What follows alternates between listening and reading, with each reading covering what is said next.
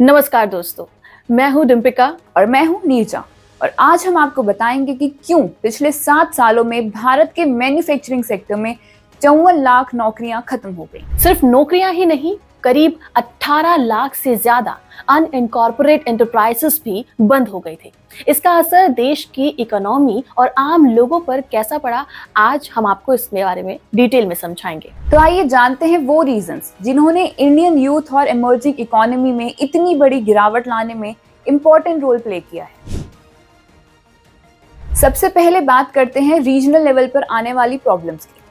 India के कुछ states जैसे महाराष्ट्र, तमिलनाडु और गुजरात, इन सब में मैन्युफैक्चरिंग इंडस्ट्री पर ज्यादा डिपेंडेंसी है।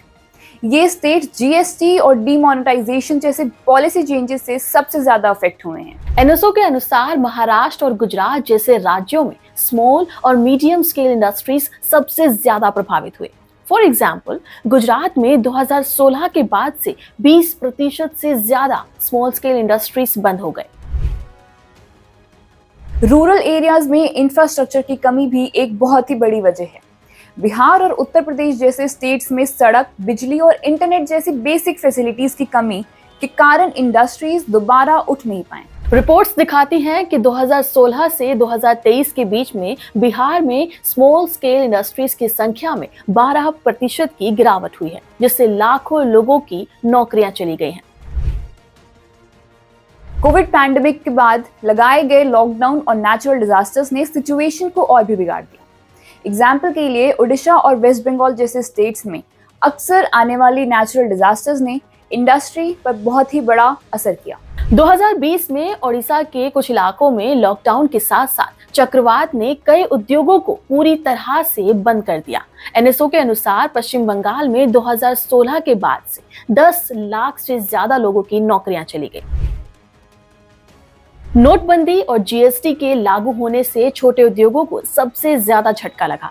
नोटबंदी से कैश की कमी हो गई, जबकि जीएसटी के कॉम्प्लिकेशंस छोटे उद्योगों के लिए भारी पड़ रहे थे। एनएसओ के रिपोर्ट के मुताबिक 2017 के बाद से छोटे इंडस्ट्रीज के 40% से अधिक बिजनेसमैन ने जीएसटी के कारण अपने बिजनेसेस बंद कर दिए, क्योंकि वो डिजिटल टैक्स फिलिंग और दूसरी कॉम्प्लिकेशंस को संभाल नहीं पाए। 2016 में डीमोनेटाइजेशन के बाद छोटे बिजनेसेस और अनऑर्गेनाइज्ड सेक्टर में कैश बेस्ड लेन देन खत्म हो गया। इसके साथ ही जीएसटी की प्रॉब्लम्स के कारण 50 लाख से ज्यादा छोटे बिजनेसेस अफेक्ट हुए।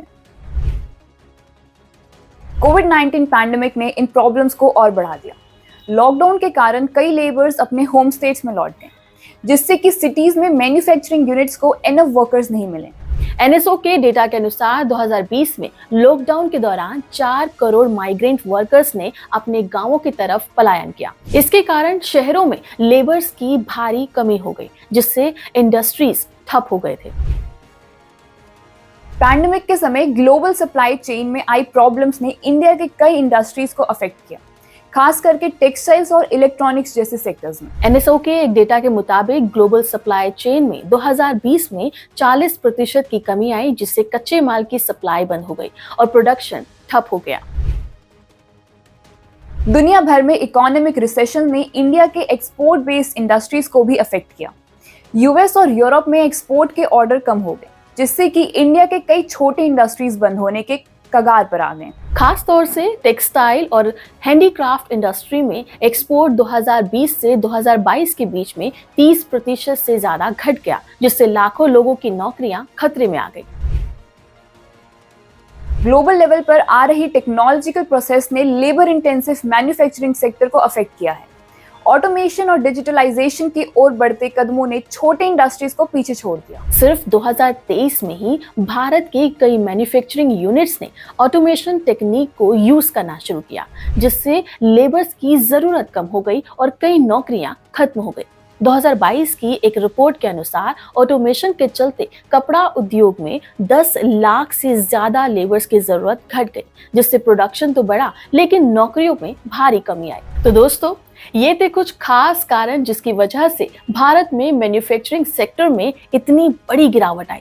अगर इस सेक्टर को दोबारा खड़ा करना है तो गवर्नमेंट और इंडस्ट्री को साथ मिलकर काम करना होगा। अगर आपको ये वीडियो पसंद आई हो तो लाइक और शेयर जरूर करें और हमारे चैनल को सब्सक्राइब करना ना भूलें। हम फिर मिलेंगे एक और इम्पोर्टेंट टॉपिक के साथ। धन्यवाद।